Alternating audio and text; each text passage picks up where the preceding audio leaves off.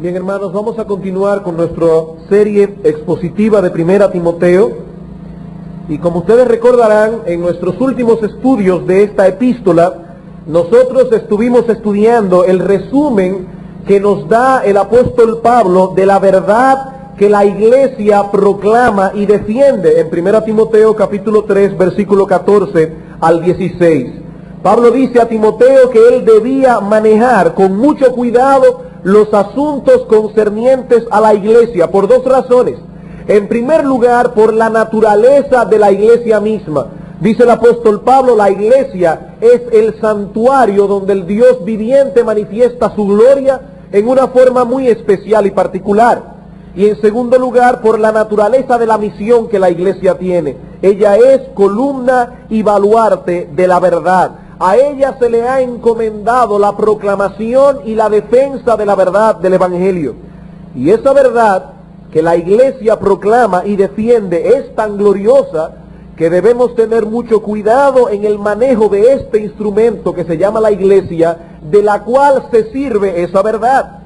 Y en el versículo 16 del capítulo 3, que estudiamos las semanas anteriores, el apóstol Pablo nos enseña 4 elementos por lo cual la verdad del Evangelio es verdaderamente gloriosa. Dice el apóstol Pablo en el versículo 16, e indiscutiblemente grande es el misterio de la piedad. Dios fue manifestado en carne, justificado en el Espíritu, visto de los ángeles, predicado a los gentiles, creído en el mundo y recibido arriba en gloria. 4 elementos que hacen la verdad de Dios gloriosa. En primer lugar, dice el apóstol Pablo, es una verdad que solo puede ser conocida por revelación divina. Es un misterio. En segundo lugar, es una verdad que Dios ha honrado en una forma muy especial. Dice Pablo, e indiscutiblemente grande es el misterio de la piedad. No hay discusión, la iglesia completa acepta que esa verdad es grandiosa. En tercer lugar, es una verdad que produce y promueve la piedad. Por eso se llama el misterio de la piedad. Y en cuarto lugar, es una verdad cuyo centro es el Dios encarnado y su obra redentora. Dios fue manifestado en carne, justificado en el Espíritu, etc. Y es, hermanos, dentro de ese marco que nosotros debemos situar el pasaje que vamos a comenzar a estudiar a partir de esta noche. En el capítulo 4, Pablo advierte a Timoteo que algunos se apartarán de esa verdad, porque no todos los que pertenecen exteriormente a la iglesia pertenecen internamente a ella.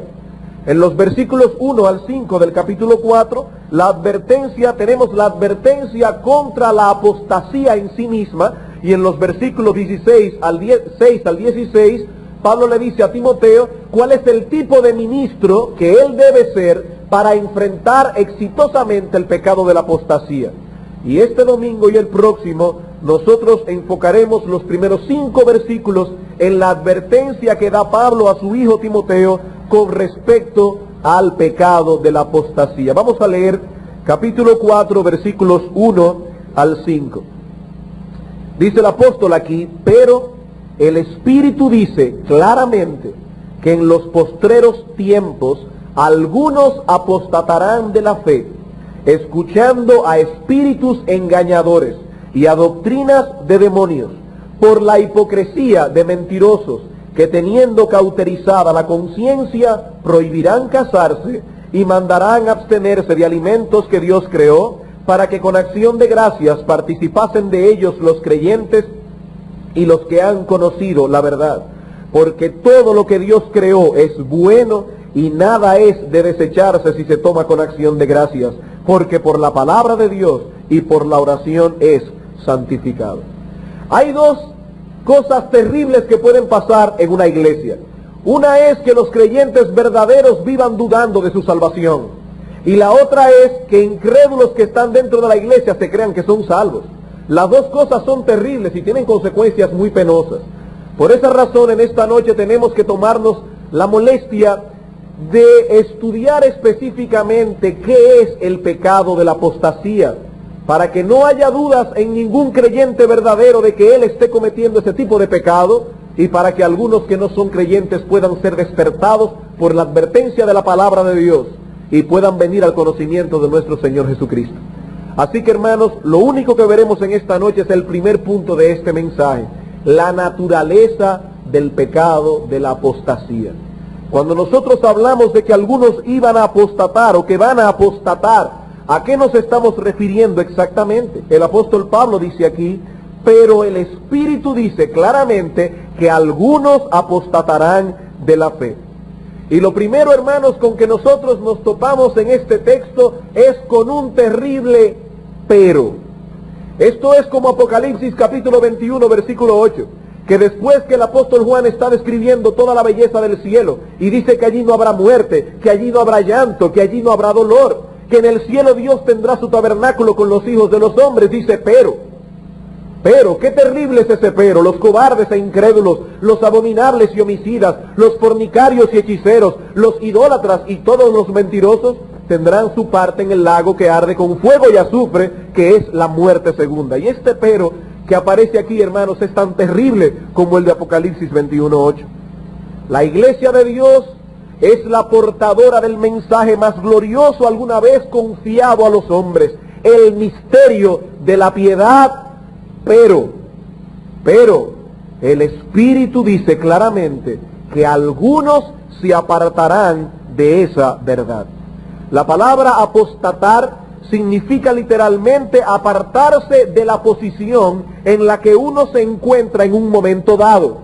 Por ejemplo, en la Septuaginta, que es una versión griega del Antiguo Testamento, aparece la palabra apostasía en Deuteronomio capítulo 24 para hablar del divorcio. Dice que hay algunos hombres que le iban a dar a sus mujeres carta de divorcio, y la palabra griega es biblión, apostación, una carta de repudio. Este hombre que estaba ligado a esta mujer ahora se separa de ella. Eso es una apostasía en el sentido matrimonial. Sin embargo, definir la apostasía desde un punto de vista cristiano no es tan sencillo como esto. En sentido general, nosotros podemos definir que apostatar de la fe, en sentido general, significa apartarse de las verdades que en un momento dado profesábamos creer y por las cuales dirigíamos nuestras vidas. Voy a repetir esa definición. Apostatar de la fe significa apartarse de las verdades que en un momento dado profesábamos creer y por las cuales dirigíamos nuestras vidas. Y desde este punto de vista, el pecado de la apostasía posee dos elementos esenciales que son los que vamos a estudiar esta noche en la naturaleza de la apostasía misma. Primer elemento: la apostasía, por necesidad, envuelve un pleno conocimiento de la verdad. Por necesidad, la apostasía encierra, necesita, requiere, exige un pleno conocimiento de la verdad.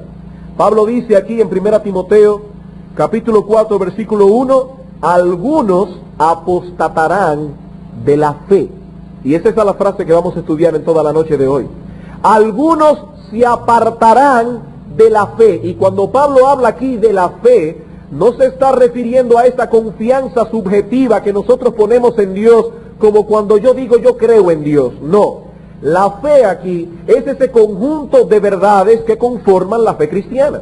Por ejemplo, en la carta que escribe Judas a los discípulos, en el versículo 3, él dice que a él le fue necesario escribirles a ellos que contendiesen ardientemente por la fe que ha sido una vez dada a los santos.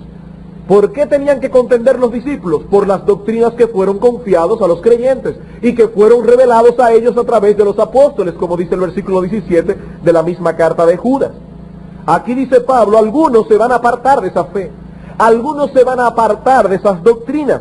Ellos profesarán por un tiempo creer en esas verdades y sus vidas habrán de moverse en el marco de esas verdades. Nosotros tenemos varios ejemplos en la Biblia de apostasía. Uno de ellos lo encontramos en el segundo libro de Crónicas, en el capítulo 25, el rey de Amasías. El rey Amasías fue un apóstata. Nos dice la palabra de Dios que cuando él comenzó a reinar, él se estaba comportando como un hombre temeroso de Dios. Nos dice la palabra que antes de ir a la guerra, él consultó a Jehová Y cuando Jehová le dijo a Amasías, no vayas a la guerra, Amasías se detuvo de ir a la guerra. Era un hombre que durante los primeros años de su reinado parecía un verdadero hijo del pacto.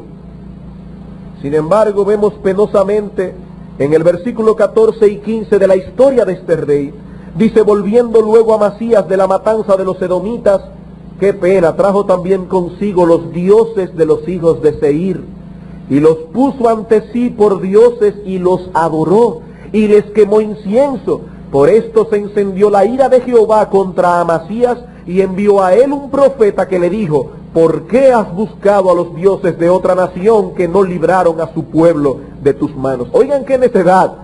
Él acaba de vencer a los edomitas, lo cual demostraba que los dioses de ellos no tenían poder. Y sin embargo este hombre deja de confiar en su Dios, que sí había demostrado tener poder y que era real para seguir vanidades ilusorias. Y dice en el versículo 27 del capítulo 25, desde el tiempo en que Amasías se apartó de Jehová, aquí está la apostasía, se apartó de Jehová, empezaron a conspirar contra él en Jerusalén. Precisamente, hermanos, es esto lo que agrava este tipo de pecado.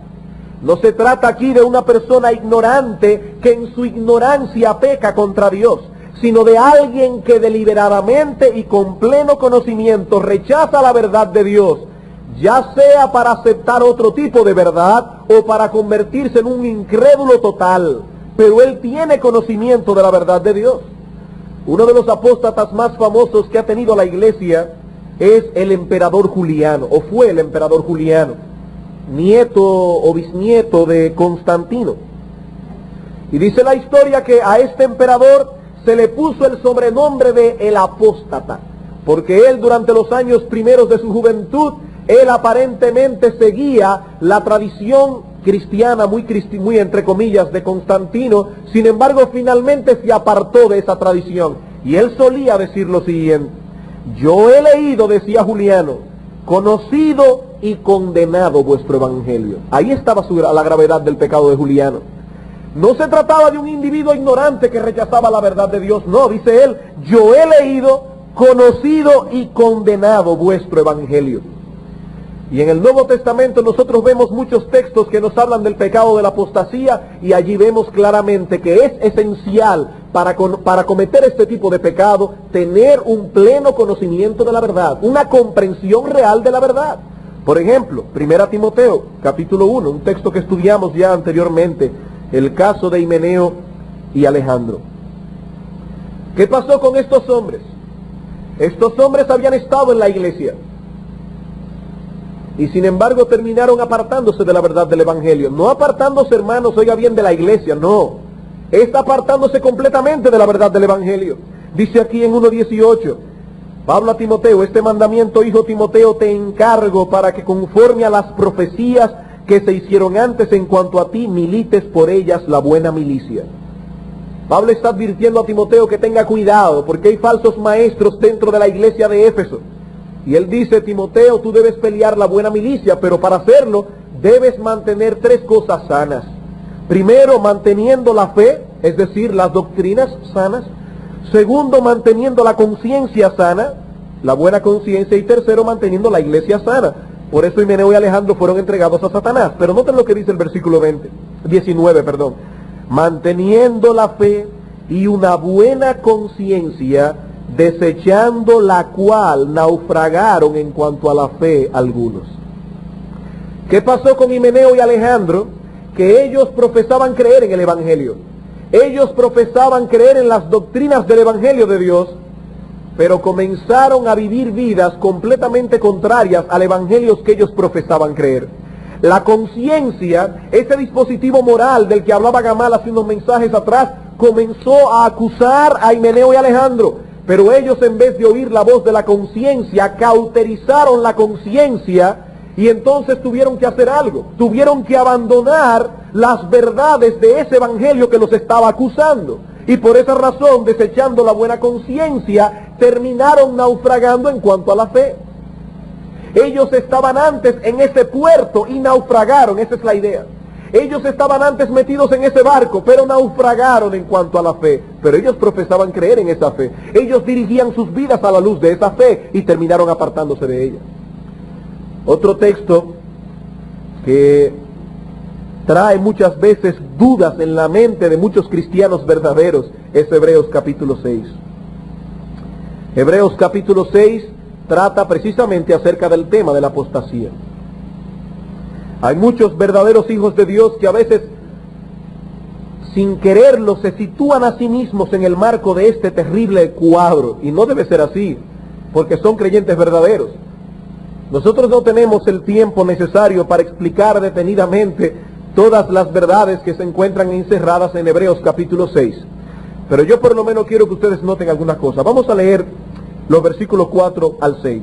Dice el autor de los Hebreos: porque es imposible que los que una vez fueron iluminados y gustaron del don celestial y fueron hechos partícipes del Espíritu Santo y asimismo gustaron de la buena palabra de Dios y los poderes del siglo venidero y recayeron, sean otra vez renovados para arrepentimiento, crucificando de nuevo para sí mismos al Hijo de Dios y exponiéndole a vituperio. Este texto es favorito de los arminianos para decir que la salvación de un creyente se puede perder. Pero hermanos, lejos esté de enseñar esta epístola cosa semejante. Lo primero que yo quiero que ustedes noten en este texto es que el autor no se está refiriendo a creyentes verdaderos. El autor de este pasaje menciona varios beneficios que ellos, los apóstatas, han recibido por la vinculación que tenían con la iglesia. Pero en ningún momento dice que estas personas fueron justificadas, en ningún momento dice que ellos depositaron su fe en Cristo, en ningún momento dice que ellos fueron elegidos por el Señor, en ningún momento dice que ellos fueron amados por el Señor en una forma particular. No nos dice el texto que ellos fueron adoptados.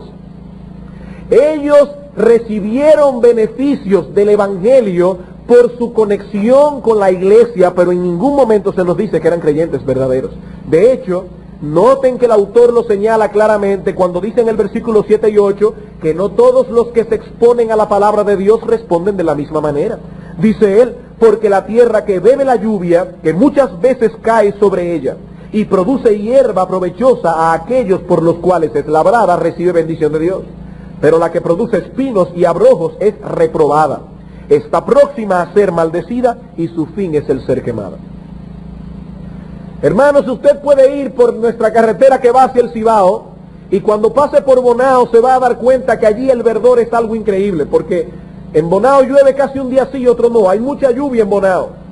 Pero yo le aseguro a usted que si lloviera exactamente igual que en Bonao, en Asua no tendría el mismo resultado, porque en Asua solamente hay guasábara, desiertos, espinos y abrojos. Y esa ilustración de la naturaleza, el apóstol que escribió la carta a los Hebreos la usa para hablar de lo que es la fe. Dice, muchos oyen la palabra de Dios dentro de la iglesia, pero no todos responden igual. Hay una tierra que recibe la palabra y da fruto, pero hay otra tierra que recibe la misma palabra y es para su propia condenación. Ahora bien, ¿cuál era el concepto que tenía el autor de los Hebreos con respecto a los creyentes verdaderos de la iglesia que estaban allí? Versículo 9. Pero en cuanto a vosotros, oh amados, estamos persuadidos de cosas mejores y que pertenecen a la salvación, aunque hablamos así, porque Dios no es injusto para olvidar vuestra obra y el trabajo de amor que habéis mostrado hacia su nombre, habiendo servido a los santos y sirviéndoles aún. Dice el autor de los Hebreos, aunque estamos hablando así, no estamos pensando que ustedes pertenecen a ese terrible grupo. Así que hermanos, esta gente no son creyentes. Pero algunos se perturban porque leen los beneficios que recibieron y dicen, ¿y cómo es posible que no hayan sido verdaderos cristianos? Vamos a ver rápidamente los beneficios que recibieron estos apóstatas, porque así como decimos que ningún creyente puede apostatar, tenemos que aclarar que no todos los impíos son apóstatas. Noten que estos creyentes recibieron algunos beneficios muy particulares. Primero dice el versículo 4 que fueron iluminados. Ellos fueron iluminados, y esta palabra significa, tanto en el Antiguo Testamento como en el Nuevo Testamento, que ellos fueron instruidos en las doctrinas del Evangelio. Aquí no nos dice que ellos fueron regenerados. Aquí dice simplemente que ellos fueron iluminados porque a ellos se les enseñó el Evangelio. Y esa es la idea del texto. Noten que en el Evangelio de Juan, en el capítulo 1, versículos 9 y 10, dice aquella luz verdadera que alumbra, la misma palabra que aparece aquí. Aquella luz verdadera que alumbra a todo hombre venía a este mundo. En el mundo estaba y el mundo por él fue hecho, pero el mundo no lo conoció. Así que se puede ser iluminado sin tener que llegar necesariamente a una conversión a Cristo. Y estos incrédulos fueron enseñados en las doctrinas del Evangelio. Dice aquí también que gustaron del don celestial. Igual que los judíos que fueron rescatados por Dios en el desierto. Todos fueron libertados de la esclavitud, ¿verdad que sí? Todos comieron del maná, todos bebieron del agua que salía de la peña, todos gustaron del don celestial, pero la mayoría de ellos quedó postrado en el desierto porque eran incrédulos. Y eso es lo que dice el autor de los Hebreos, usando ese mismo ejemplo en el capítulo 3, versículos 7 al 11. Porque él sabía que allí en esa congregación de hebreos habían personas que decían que creían en el Mesías, pero no eran verdaderos cristianos. Y dice en el versículo 7 a esa gente: por lo cual, como dice el Espíritu Santo, si oyeres hoy su voz, no endurezcáis vuestros corazones, como en la provocación, en el día de la tentación en el desierto, donde me tentaron vuestros padres, me probaron y vieron mis obras 40 años, a causa de lo cual me disgusté contra esa generación, y dije, siempre andan vagando en su corazón, y no han conocido mis caminos. Por tanto juré en mi ira que no entrarán en mi reposo. Noten, hermanos, ellos participaron del don celestial. Ellos fueron partícipes de esa liberación de Dios. Pero dice Dios aquí que ellos no conocieron sus caminos, eran incrédulos y quedaron por eso postrados en el desierto. Otro beneficio que recibieron, otro beneficio evangélico que recibieron estos apóstatas es que fueron hechos partícipes del Espíritu Santo. Es decir, ellos habían sido iluminados por el Espíritu de Dios y más aún, habían sido influenciados por el Espíritu Santo. Pero aquí no nos dice que ellos habían sido regenerados. Ustedes recuerdan, hermanos, en Mateo capítulo 12, cuando el Señor dice lo que iba a pasar contra esa generación que escuchó tanto la palabra de Dios, que inclusive fue influenciada, pero que realmente no se convirtió. Dice el Señor, eso es como un hombre en el cual se le van todos los demonios que tiene, pero no se regenera, él no se convierte verdaderamente. Dice que luego van a venir los demonios otra vez, van a encontrar la casa barrida y adornada, y entonces será el postrer estado de ese hombre peor que el primero. Es decir, que un hombre puede recibir el beneficio de cierta purificación en el Evangelio, él puede recibir cierta transformación, él puede ser partícipe del poder del Espíritu Santo aún sin ser regenerado, y terminar apostatándose, y el postrer estado va a ser peor que el primero. Otro beneficio que recibieron, versículo 5, gustaron de la buena palabra de Dios. Exactamente igual que los judíos que salieron de Egipto. Noten el capítulo 4 de Hebreos, versículo 2. Porque también a nosotros se nos ha anunciado la buena palabra como a ellos, los que fueron libertados de Egipto, pero a ellos no les aprovechó oír la palabra, por no ir acompañada de fe en los que oyeron. Dice aquí el autor, en Hebreos capítulo 4, versículo 2, que estos judíos que salieron de Egipto, ellos gustaron la buena palabra de Dios. Pero ¿qué les sucedió? Que no les aprovechó por no ir acompañada de fe en esos que oyeron. Y noten, hermanos, que esos judíos estuvieron 40 años escuchando la palabra de Dios. Y en 40 años no se convirtieron al Señor y terminaron apostatando de la fe y siendo postrados en el desierto. Y por último dice él, y gustaron de los poderes del siglo venidero. Y eso es lo que hacía más grave este pecado.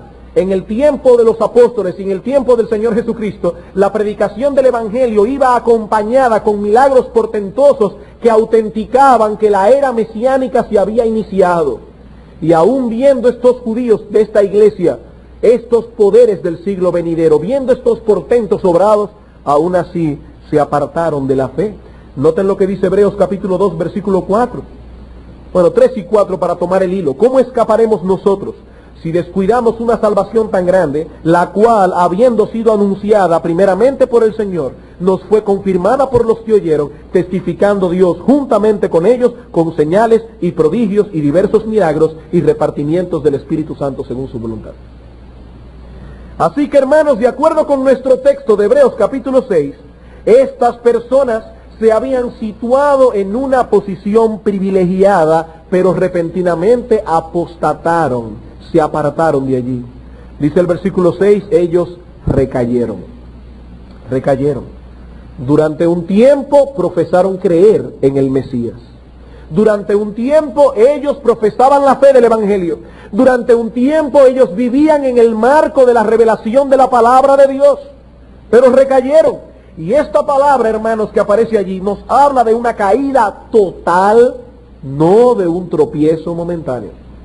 Ustedes recuerdan este texto en Romanos capítulo 11, versículo 11, donde Pablo retóricamente dice, tropezaron los hijos de Israel para que cayesen. Literalmente, ellos tropezaron para quedarse caídos. Y dicen, no, en ninguna manera. Y allí Pablo usa dos palabras, tropezar y caer. No es lo mismo tropezar que caerse. Dice Pablo, en Romanos, los judíos tropezaron, pero no se van a quedar caídos. Y la palabra caídos es la misma que aparece aquí, solo que con una preposición que la hace más enfática.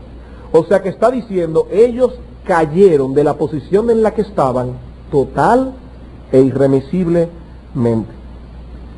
Hermanos, oigan esto claro para no poner confusiones en la mente de nadie aquí. Un creyente verdadero, puede caer en un pecado grave y el Nuevo Testamento nos da razones para creerlo.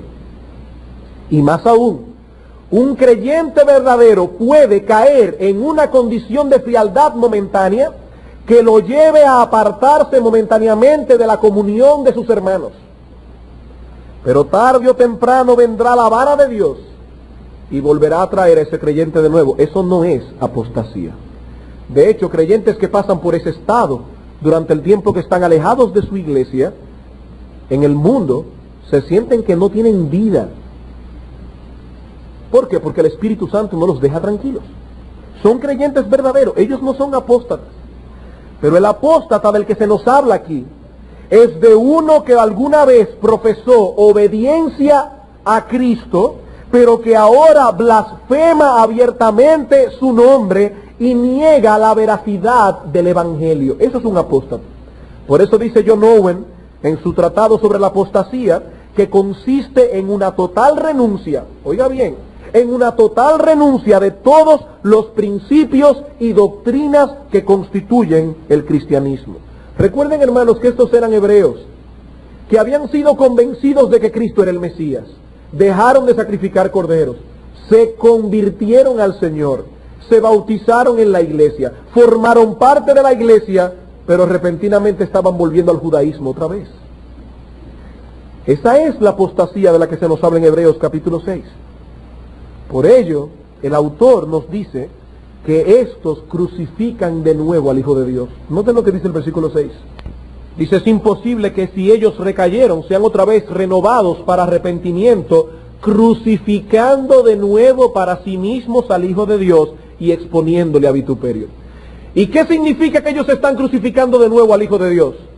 Bueno, que si ellos se apartan del Evangelio y vuelven al judaísmo o a cualquier otro tipo de religión otra vez, ellos están diciendo Jesucristo era un falsante y está bueno que lo hayan crucificado por blasfemo. Ellos están crucificando de nuevo al Hijo de Dios y lo están exponiendo a ignominia. Esto es lo que significa el texto. Lo están exponiendo a vituperio. Ellos están diciendo, durante un tiempo yo estuve engañado. Durante un tiempo yo creía que Cristo era el Mesías, pero ahora me he dado cuenta que Jesús era un blasfemo. Ahora me he dado cuenta que era un falsante y está bien que lo hayan crucificado. Ellos están situándose en la misma posición otra vez que aquellos judíos que en el tiempo del Señor gritaron, crucifícale, crucifícale. Ese es el pecado de la apostasía. Y hermanos, este pecado es tan grave, que Dios lo trata con toda su severidad.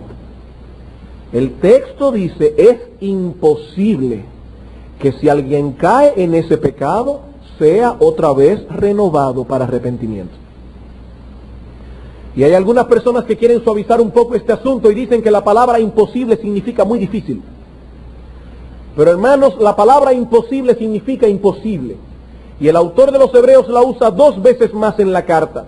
En Hebreos capítulo 6, versículo 18 dice que es imposible que Dios mienta. Y hermano, no es muy difícil que Dios mienta, es imposible que lo haga. Y en Hebreos capítulo 11, versículo 6 dice que sin fe es imposible agradar a Dios. No que es muy difícil, es irremisiblemente imposible agradar a Dios sin fe. Así que cuando el autor dice aquí que es imposible, lo que el texto significa simple y llanamente es que Dios castiga este pecado con tal severidad que Él no ha provisto ningún medio para traer a los que caen en este tipo de apostasía al arrepentimiento. Dios podría hacerlo porque eso no está fuera del alcance de su poder. Lo que estamos diciendo es que Él no ha prometido hacerlo. Es que Él ha dicho que es imposible. Que Él no le ha dado ni siquiera a su iglesia ningún mandamiento específico para tratar de traer al arrepentimiento a un apóstata como el que aparece en Hebreos capítulo 6. Y es exactamente ese mismo tipo de pecado que aparece en Primera de Juan capítulo 5 versículos 16 y 17 cuando dice Juan: si tú ves a un hermano cometer pecado que no sea de muerte, ora por él, pero si comete pecado de muerte, ni ores por él. Yo no te pido que ores por él. ¿Y qué significa un pecado de muerte? ¿Acaso hay pecados mortales y pecados veniales? No, porque si los hubiera, Juan hubiera aclarado muy específicamente a qué tipo de pecado se refería él allí. Pero él está hablando en toda su carta de personas que durante un tiempo vivieron en una supuesta santidad y se apartaron completamente de la verdad y ahora están practicando el pecado. Y es ese pecado el que es pecado de muerte por el cual Juan dice que ni oren. Hermanos, esto es severo. Y no es más severo en el Nuevo Testamento que en el Antiguo Testamento. Vamos a Deuteronomio capítulo 13. Es el mismo espíritu de toda la Escritura. En Deuteronomio capítulo 13 tampoco había perdón para el pecado de apostasía. No había perdón. Oigan bien lo que yo estoy diciendo, hermanos, porque no quiero confundir a nadie. Un apóstata, aún como el de Hebreos 6, podría venir al arrepentimiento si Dios en su misericordia infinita lo hace. Y si lo hace, gloria al Señor que lo haga. Lo que estamos diciendo es que esa situación es muy peligrosa porque Él no ha prometido hacerlo. Él no ha prometido hacerlo. Él dice que es imposible sacarlo de allí. Como dice Juan Calvino, es que Dios como juicio les oscurece completamente la mente y les endurece el corazón y los entrega a la sensualidad. Es terrible. Dice en Deuteronomio capítulo 13: cuando se levantara en medio de ti profeta o soñador de sueños, y te anunciare señal o prodigios, y se cumpliere la señal o prodigio que él te anunció, diciendo: vamos en pos de dioses ajenos que no conociste y sirvámosles, no darás oído a las palabras de tal profeta, etcétera, etcétera. Pero ¿qué se debe hacer con esa persona? Versículo 5. Tal profeta o soñador de sueños ha de ser muerto, la pena capital, por cuanto aconsejó rebelión contra Jehová vuestro Dios, que te sacó de tierra de Egipto y te rescató de casa de servidumbre, y trató de apartarte, apostasía, trató de apartarte del camino por el cual Jehová tu Dios te mandó que anduvieses, y así quitarás el mal de en medio de ti. Si te incitare tu hermano, hijo de tu madre, o tu hija, tu mujer, o tu amigo íntimo, diciendo en secreto: vamos y sirvamos a dioses ajenos, que tú ni tus padres conociste, de los dioses de los pueblos que están en vuestro alrededor, cerca de ti o lejos de ti, etcétera.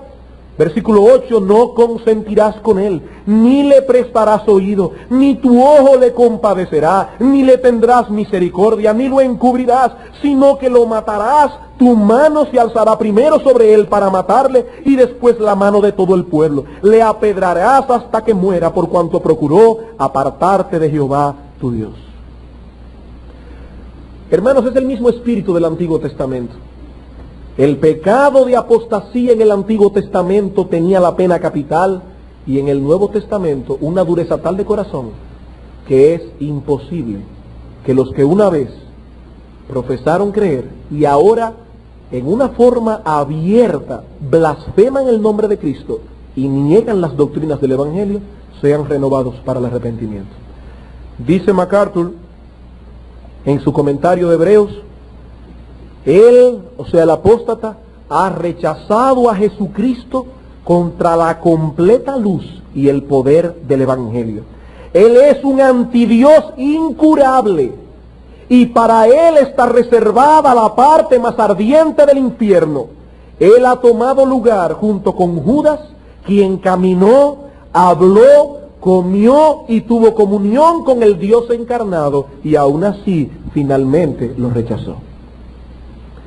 Y uno se pregunta, pero caramba, ¿por qué Dios trata este pecado con tanta severidad? Por la naturaleza del pecado mismo. En su tratado sobre la apostasía dice John Owen que el pecado de la apostasía que aparece en Hebreos 6 es más grave que el pecado de los judíos que crucificaron al Señor Jesucristo. ¿Y por qué es más grave el pecado de estos que el pecado de aquellos? Él da varias razones, yo voy a contentarme solamente con 3. Dice Owen que el pecado de ellos es mayor porque no es atenuado por la ignorancia. ¿Qué dice Hechos capítulo 3, versículo 17? El apóstol Pedro predicando a los judíos dice: yo sé, hermanos, y llama hermanos, por supuesto hermanos de raza, que por vuestra ignorancia lo habéis hecho. Este pecado tenía una causa atenuante, ellos lo habían hecho por ignorancia. Dice Pablo a los Corintios, en 1 Corintios 2:18, que él sabe que si ellos hubieran sabido quién era el que estaba siendo crucificado, dice él, no lo habrían hecho, no habrían crucificado al príncipe de gloria. Y el mismo Pablo dice en 1 Timoteo 1:13, dice: yo perseguí a la iglesia del Señor, pero fui recibido a misericordia porque lo hice en ignorancia. Pero el pecado del apóstata no alega ignorancia, y por eso es peor. En segundo lugar, es peor porque ellos han experimentado la verdad, bondad y excelencia del Evangelio, lo cual no podemos decirlo de aquellos que crucificaron a Cristo. Y en tercer lugar, es peor porque por lo menos aquellos actuaron dentro del plan diseñado por Dios para traer gracia y misericordia al mundo.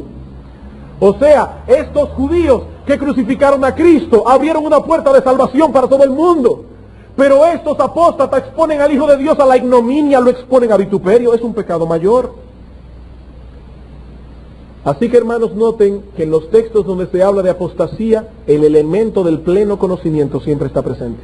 El otro texto es Hebreos 10:26, otro texto que a veces a algunos hermanos le trae cierta confusión, porque piensan que han cometido ese pecado. Dice Hebreos 10:26, porque si pecáremos voluntariamente, y alguien dirá, pero es que yo ayer pequé voluntariamente, pero hermano, todos los pecados los hacemos voluntariamente.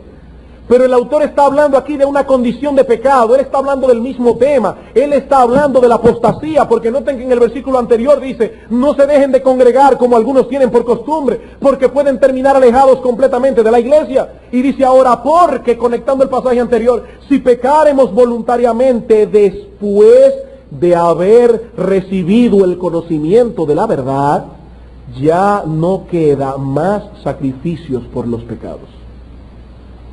El mismo tenor de Hebreos 6. La palabra conocimiento que aparece allí es epignosis, pleno conocimiento. Ellos han recibido una completa luz con respecto a la verdad del Evangelio y no pueden alegar ignorancia.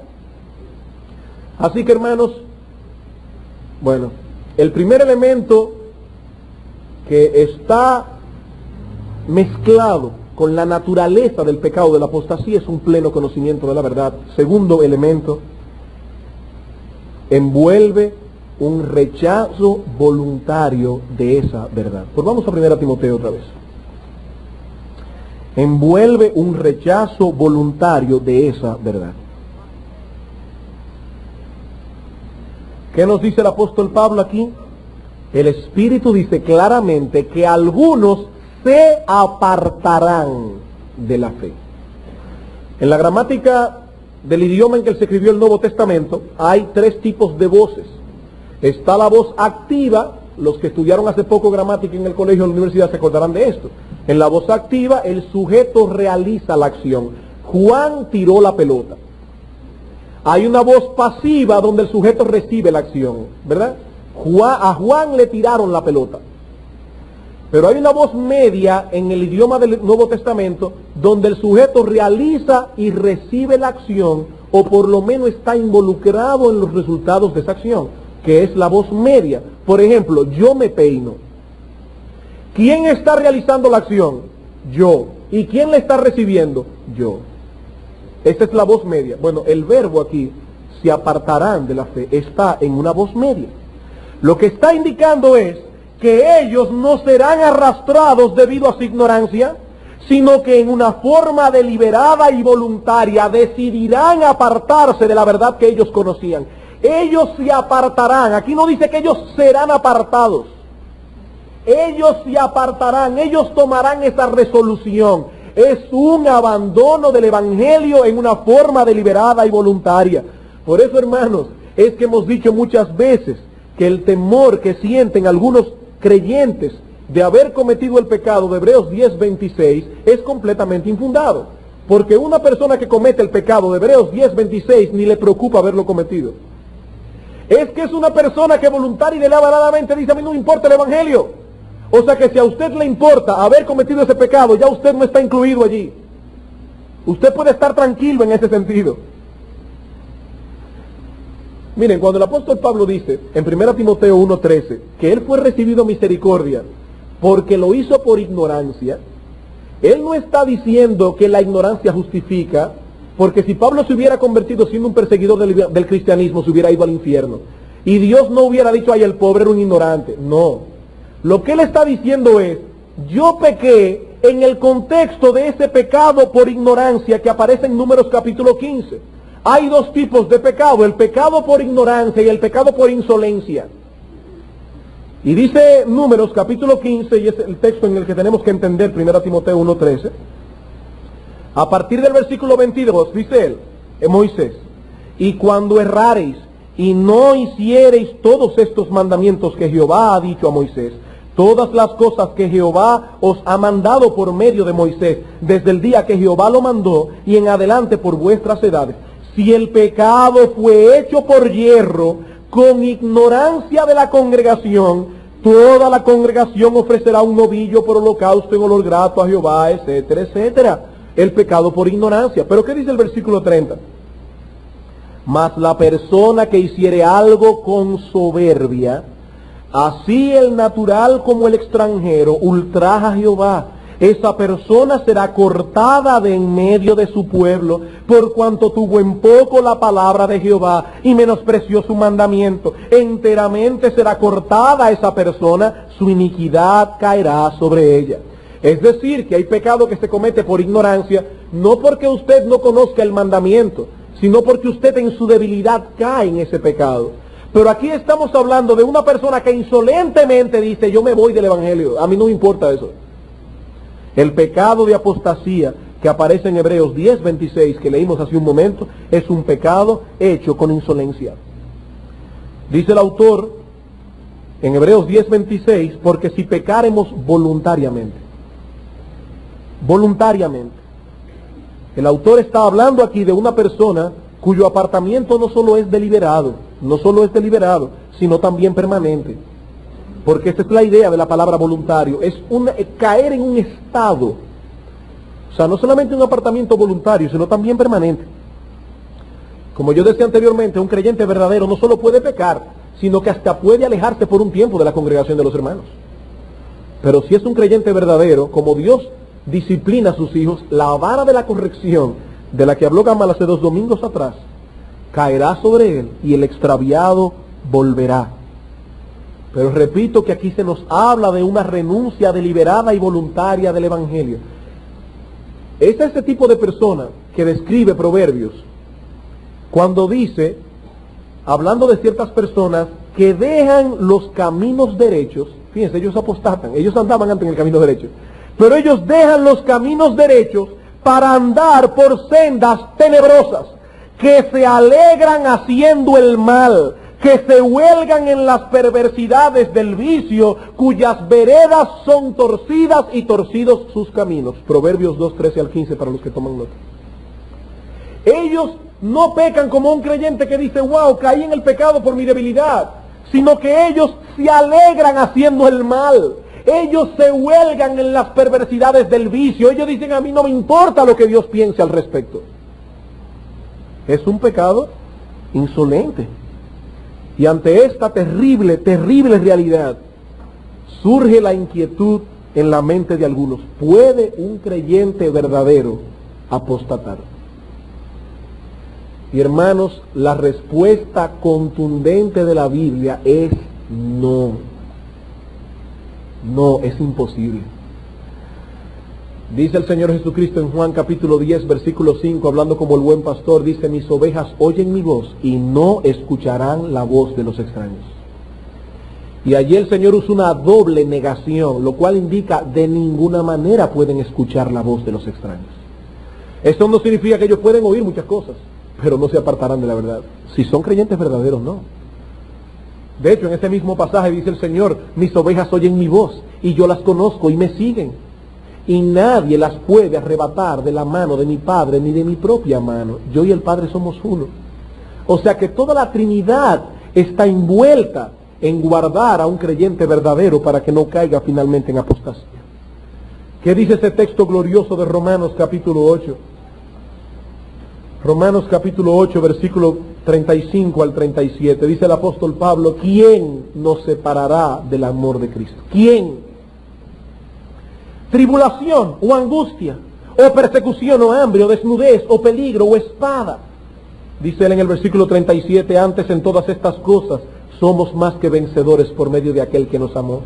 Por lo cual estoy seguro, qué bueno, estoy seguro de que ni la muerte, ni la vida, ni ángeles, ni principados, ni potestades, ni lo presente, ni lo porvenir, ni lo alto, ni lo profundo, ni ninguna otra cosa creada nos podrá separar del amor de Dios que es en Cristo Jesús, Señor nuestro. Es imposible que un creyente apostate, un hombre que ha sido elegido en la eternidad por la mente infinita de Dios, un hombre que ha sido regenerado, traído de la muerte a la vida, un hombre por quien Cristo murió en la cruz del Calvario expresamente, por él no puede perderse. Eso es imposible, completamente imposible.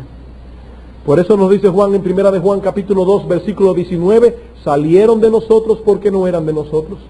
Y hermanos, es importante que entendamos esto. Cuando Juan dice salieron de nosotros, él no está pensando en la iglesia local. Él está diciendo salieron del seno de lo que es el cristianismo, salieron de nosotros, pero porque no eran de nosotros, pero gracias al Señor que añade, porque si hubiesen sido de nosotros, habrían permanecido con nosotros. Hermanos, un creyente no puede apostatar de la verdad del Evangelio. Eso es imposible, completamente imposible. Por eso dice Juan en su segunda carta, en los versículos 9 y 10, si alguno se extravía y no persevera en la doctrina de Cristo, ese no tiene ni al Padre ni al Hijo, y nunca lo ha tenido. No fue que se descarrió, hermanos, es que acaba de manifestar que nunca estuvo en el carril. Esa es la idea de la palabra de Dios. Y podemos estar seguros de que un creyente no puede apostatar. Pero entonces alguien se preguntará, pero si no puede apostatar, ¿para qué tantas advertencias en la Biblia? Oye, porque ponen a uno con temor. ¿Para qué le dicen a uno tanto cuidado, cuidado, si el creyente no puede apostatar? Hermanos, gracias a Dios que esas advertencias están allí, que son parte de la palabra de Dios. Porque esas advertencias son un medio de la gracia de Dios en la vida de un creyente y son una trompeta de alarma para personas que están en la iglesia sin pertenecer orgánicamente a ella. Vamos a verlo de esta manera. En primer lugar, estas advertencias estimulan al creyente verdadero al ejercicio de su responsabilidad en la perseverancia. Oiga bien lo que estoy diciendo. Hermanos, ¿quién es que da la fe? Dios, pero soy yo el que creo. ¿Quién es que da la gracia del arrepentimiento? Dios, pero soy yo que me arrepiento. Hermanos, es Dios quien preserva a sus santos, pero soy yo que persevero. Esa es mi responsabilidad delante del Señor. Por eso cuando el apóstol Pablo escribe su carta a los hermanos de la iglesia de Colosas, les dice claramente en el capítulo 1, versículo 21, y a vosotros también que erais en otro tiempo extraños y enemigos en vuestra mente haciendo malas obras, ahora os ha reconciliado en su cuerpo de carne por medio de la muerte, para presentaros santos y sin mancha e irreprensible delante de Él. Eso es seguridad. Pero sigan leyendo, si en verdad permanecéis fundados y firmes en la fe y sin moveros de la esperanza del Evangelio. Estamos seguros en Cristo, pero estar en Cristo se va a manifestar si perseveramos hasta el fin. Por eso no fueron los pentecostales que se inventaron el texto de que el que perseverara hasta el fin será salvo. Fue el Señor que lo dijo. El que es salvo persevera hasta el fin. Pero es la perseverancia hasta el fin que va a decir que tú eres salvo. Uno de los ejemplos más famosos que hay en la Escritura de esta doble verdad es el de Hechos capítulo 27. El apóstol Pablo y un grupo de personas van en un barco hacia Roma. Pablo va preso. De repente viene una tempestad, el barco está a punto de hundirse. La gente comienza a tener miedo y un ángel del Señor se le aparece a Pablo y le dice: Pablo, no te preocupes, que ninguna persona que esté en esta nave se va a perder. Eso dice en Hechos 17, 23 al 24. Pero resulta que la tormenta sigue arreciando y un grupo de personas dicen: bueno, vamos a salvarnos nosotros, y van a soltar un barco, una barquita de esas que andan en los barcos de emergencia, para irse del barco. Y dice Pablo en el versículo 27, si ellos se van del barco, nadie se va a salvar. Entonces, ¿qué tenemos aquí? Bueno, que el ángel del Señor le había dicho a Pablo: no te preocupes, que nadie se va a perder, pero que permanezcan todos en la nave. La responsabilidad humana. Hermanos, no hay ninguna doctrina en la palabra de Dios que lleve a un creyente a dormirse en sus laureles. Y estas advertencias que aparecen en la Escritura despiertan al creyente para que no duerma plácidamente, amparado en una seguridad carnal que tarde o temprano repercutirá en detrimento de su crecimiento en la gracia y en el gozo de su vida cristiana. Por eso Pedro recomienda a sus lectores en 2 de Pedro capítulo 1 versículo 5: vosotros también, poniendo toda diligencia, por esto mismo añadid a vuestra fe virtud, a la virtud conocimiento, al conocimiento dominio propio, al dominio propio paciencia, a la paciencia piedad, a la piedad afecto fraternal, al afecto fraternal amor. ¿Por qué? Porque si estas cosas están en vosotros y abundan, no os dejarán estar ociosos ni sin fruto en cuanto al conocimiento de nuestro Señor Jesucristo. Versículo 10: por lo cual, hermanos, tanto más procurad hacer firme vuestra vocación y elección, porque haciendo estas cosas no caeréis jamás. Qué interesante. Estamos seguros en Cristo. Seguros en Cristo. Pero estas advertencias, hermanos, están allí para estimularnos en el ejercicio de nuestra responsabilidad. Porque cuando el creyente ejercita su responsabilidad de perseverar, eso se convierte en un medio de la gracia para ayudarlo a crecer. O sea que no son este tipo de advertencias que nos paralizan. Hay personas que se paralizan del miedo. No, están aquí para estimularnos, no para paralizarnos. Y por otra parte, estas advertencias que estimulan al creyente verdadero, también es usada por el Espíritu Santo para despertar la conciencia dormida de muchos que durante mucho tiempo están asistiendo a la iglesia, que se consideran creyentes, pero sus conciencias los acusan porque saben que ellos viven completamente apartados del corazón del Evangelio. Y lo que el Espíritu Santo les está diciendo es: cuidado, porque posiblemente ustedes son inconversos, que están profesando creer en Cristo, terminarán apartándose y van a caer en un terreno muy peligroso. Así que, hermanos, este es el pecado de la apostasía. Encierra dos elementos: un pleno conocimiento de la verdad y un apartamiento deliberado y voluntario de esa verdad. La semana próxima nosotros continuaremos viendo el resto del texto. Solo pudimos estudiar la frase: algunos apostatarán de la fe, pero antes de concluir, hermanos, yo quisiera hacer algunas observaciones acerca de lo que hemos visto. En primer lugar, a modo de conclusión, contemplando lo terrible que es el pecado de la apostasía, nosotros podemos dar gracias a Dios de que Él ha de preservarnos hasta el fin. La enseñanza de la Escritura es clara en el sentido de que los impíos que sean hallados culpables en el día del juicio de haber cometido este tipo de pecado, recibirán una condenación más severa. Por eso aparentemente hay una cosa extraña en 2 de Pedro, Cuando dice el apóstol Pedro en 2 de Pedro 2:21, mejor les hubiera sido no haber conocido el camino de justicia que habiéndolo conocido apartarse del mandamiento del Señor que les fue dado. Mejor les hubiera sido a esa gente no haber conocido nunca el Evangelio, porque la condenación en el infierno será 1000 veces peor. MacArthur no estaba inventando cuando dijo que la parte más ardiente del infierno está reservada para los apóstatas. Eso lo dice la Escritura. Por eso dice el Señor, hablando de Judas, que es el prototipo del apóstata, dice, ¡ay de aquel hombre por quien el Hijo del Hombre es entregado! Mejor le hubiera sido a ese hombre no haber nacido nunca. Y hermanos, nosotros podemos, precisamente a la luz de esa enseñanza, darle gracias a Dios, porque crean a la Escritura, ningún creyente puede caer en ese pecado. Cristo lo va a preservar hasta el fin. Por eso dice Pablo, yo estoy seguro de en quien he creído, y estoy seguro que es poderoso para guardar mi depósito hasta aquel día. 2 Timoteo 1:12. Y en la carta de Judas se encuentra una de las doxologías más preciosas de toda la Escritura.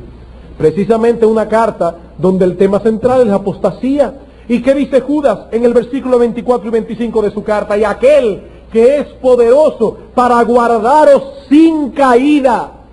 Y no está hablando aquí de caer en un pecado momentáneamente, está hablando de caer finalmente de la verdad del Evangelio.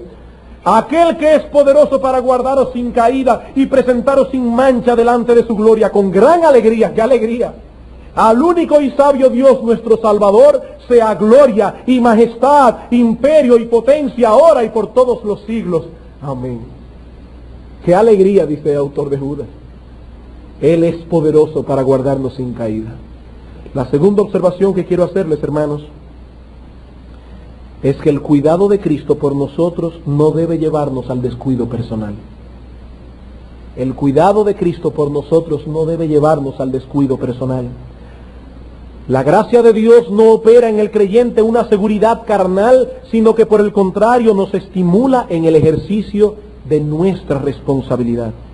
El mismo que escribió 2 Timoteo 1:12, que dijo, yo estoy seguro que Él es poderoso para guardar mi depósito para aquel día, dice en los próximos 2 versículos ahí mismo, en el versículo 13 al 14, a su hijo Timoteo, retén la forma de las sanas palabras que de mí oíste, en la fe y amor que es en Cristo Jesús.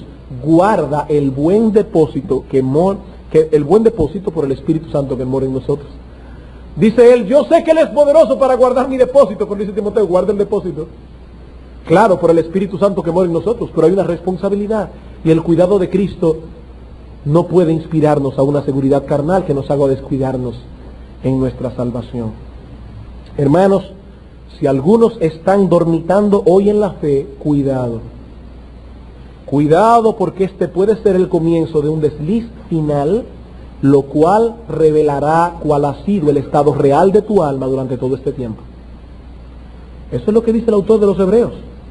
En Hebreos capítulo 2, versículo 1 dice, por tanto es necesario que con más diligencia atendamos a las cosas que hemos oído, no sea que nos deslicemos. Hermanos, cuidado, si alguno está dormitando y en una apatía espiritual, es el momento de despertar. Despierta a tiempo, no sea que mañana sea demasiado tarde. Y tercera observación última que quiero hacer, no solo debemos ser responsables en el ejercicio de nuestra responsabilidad personal, sino también en el cuidado que debemos tener por nuestros hermanos en la fe. Somos una familia en Cristo, hermanos. Una familia, y debemos cuidarnos los unos a los otros. El autor de los Hebreos dice en la carta al capítulo 3, versículo 12 al 13, mirad, hermanos, que no haya en ninguno de vosotros corazón malo de incredulidad para apostatar del Dios vivo. Antes, exhortaos los unos a los otros cada día, entre tanto que se dice hoy, para que ninguno de vosotros se endurezca por el engaño del pecado. Y cuando el autor de Hebreos dice entre tanto que se dice hoy, está diciendo mientras tanto hay tiempo. Amonéstense unos a otros, hermanos, somos una familia. Y yo espero que ese espíritu maligno de Caín, que lo llevó a decirle a Dios, ¿acaso soy yo guarda de mi hermano?, no encuentre cabida en los hermanos de esta congregación. Nosotros estamos aquí para cuidarnos unos a otros. Nosotros estamos aquí para ver si algún hermano está poco a poco deslizándose, y vamos a amonestar severamente a este hermano y lo vamos a traer en amor y con misericordia a la cordura, porque ese hermano puede estar introduciéndose en una pendiente en la cual lo llevará finalmente a una perdición total. Claro, y eso revelará que no era un verdadero creyente. Hermanos, yo sé que tratar de entender en nuestra mente tan pequeñita la soberanía de Dios y la responsabilidad humana es imposible. Siempre recuerdo a Steve Brown, que decía que él tuvo un sueño, un libro sobre la soberanía de Dios y la responsabilidad humana. Dice que él tuvo un sueño. Wow, y en el sueño él finalmente entendió cuál era el asunto ahí. Él finalmente en el sueño pudo comprender la relación que había entre la soberanía de Dios y la responsabilidad humana. Y dice él, me levanté contento esta mañana y cuando quise tratar de recordar qué fue lo que soñó, dice, ay, se me había olvidado. Hermanos, yo sé que es difícil, imposible entender esas dos verdades, pero están en la Escritura. Dios es soberano y Él ha prometido y ha decretado preservar a sus hijos hasta el fin, pero eso no puede ser en ninguna manera una excusa para una persona que se llame a sí misma hijo de Dios para descuidar su propia salvación, porque ese descuido puede revelar un apartamiento final de la fe, llevarlo a una apostasía e introducirlo en ese terreno del cual es imposible volverse atrás, y revelará que nunca fue un hijo del pacto. La semana próxima nosotros continuaremos estudiando 1 Timoteo 4, esta advertencia tan solemne sobre la apostasía. Vamos a orar.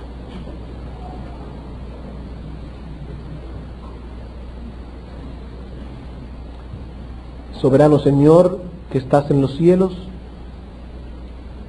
nosotros queremos en este momento darte las gracias, oh Padre, porque tu palabra es muy clara, porque nosotros andamos como ovejas en medio de lobos, como veíamos esta mañana, pero tenemos un mapa de ruta que es seguro. Gracias, oh Dios, por tu palabra, porque ella es lumbrera a nuestro camino. Gracias, oh Dios, porque tú nos has dado advertencias que estimulan, oh Señor, nuestra responsabilidad. Pero gracias, oh Padre, porque tú has prometido asistirnos y porque nosotros estamos seguros en el Hijo de Dios. Gloria sea tu nombre, oh Padre bendito. Glorifica tu nombre en medio nuestro. Sé con nosotros, oh Señor, en el resto de esta semana. Estimúlanos, oh Padre, a ocuparnos en nuestra salvación con temor y temblor. Te lo suplicamos en el nombre de Jesús. Amén.